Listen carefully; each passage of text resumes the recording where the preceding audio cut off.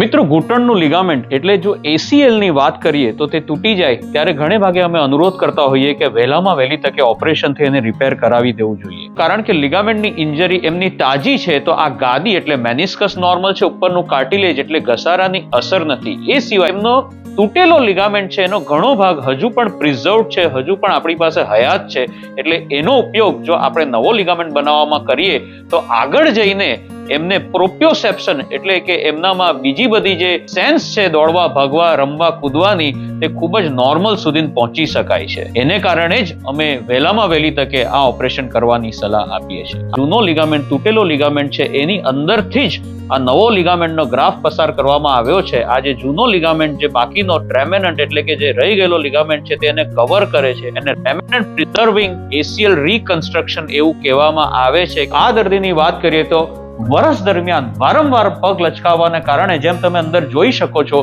તેમ ઘૂંટણની અંદરની ગાદી એટલે કે મેનિસ્કસ કમ્પ્લીટલી ફાટીને, ચૂંદાઈને, રગડાઈને અંદર પડી છે અને કારણે કાર્ટિલેજ એટલે કે ઉપરનું જે કવરિંગ આવે તેમાં ઘણે ભાગે ઘસારાની અસરની શરૂઆત નાની ઉંમરે થઈ ચૂકી છે, જેને આપણે આર્થરાઇટિસ કહીએ. અને એટલા માટે જ આપણે ઘણે ભાગે અનુરોધ કરતા હોઈએ છીએ કે લિગામેન્ટ તૂટે એટલે તરત જ એનું ઓપરેશન દૂરબીનથી કરાવી લેવું.